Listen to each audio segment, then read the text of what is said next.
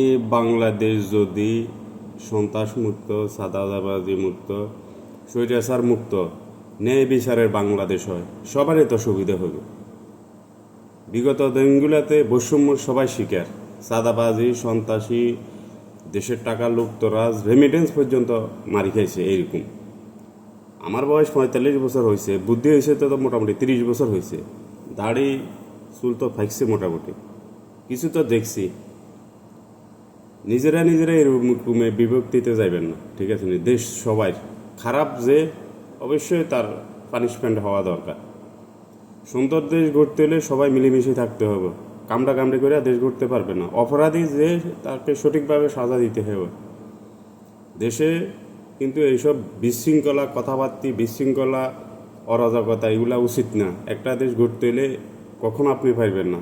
শুধু বিদ্বেষ আর বিদ্বেষ, প্রতিহিংসা করি কোনো জাতি উপরে উঠতে পারে না, ধ্বংস হয় আরও, মনে রাখবেন। সুতরাং অতীতে যা হয়েছে, অতীতের লোকেরা সব কিন্তু হিসাব পাই গেছে। নতুন করে আপনারা যারা এগুলা করতেন চান, কিন্তু ছাড় পাইবেন না।